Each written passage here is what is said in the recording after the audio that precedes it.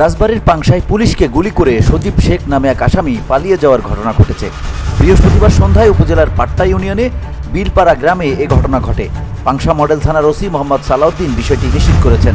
এজাহার নামীয় আসামি সজীব শেখ পাট্টা ইউনিয়নের বিলপাড়া গ্রামের শফি শেখের ছেলে। সজীব একটি মারামারি মামলার এজাহার নামীয় 2 নম্বর আসামি। থানা সূত্রে জানা যায়, গত 19 আগস্ট চাঁদা না পেয়ে ছেলেকে মারধর করায় পাংশা মডেল থানায় একটি অভিযোগ করেন পাট্টা গ্রামের মোহাম্মদ জাহাঙ্গীর হোসেন বিশ্বাস। পুলিশ ঘটনার সত্যতা পেয়ে মামলা রুজু করে। পাংশা থানার মামলা নং 4/8/24। সেই মামলার এজাহারে সজীব শেখ 2 নম্বর আসামি। এ বিষয়ে জানতে পাংশা মডেল থানার এসআই শাহরিয়ারের সঙ্গে যোগাযোগ করা হলে তিনি কোনো কথা বলতে রাজি হননি। পাংশা মডেল থানার ওসি মোহাম্মদ সালাউদ্দিন বলেন, বৃহস্পতিবার সন্ধ্যায় পুলিশ ফোর্স সহ থানার এসআই শাহরিয়ার থানা এলাকার পাট্টা ইউনিয়নের বিলপাড়া এলাকায় একটি মারামারি মামলার এজাহার নামীয় এক আসামিকে ধরতে যায়। পুলিশের উপস্থিতি টের পেয়ে ওই আসামি পালানোর জন্য দৌড় দেয়। এ সময় পুলিশ আসামির পিছু নেয়।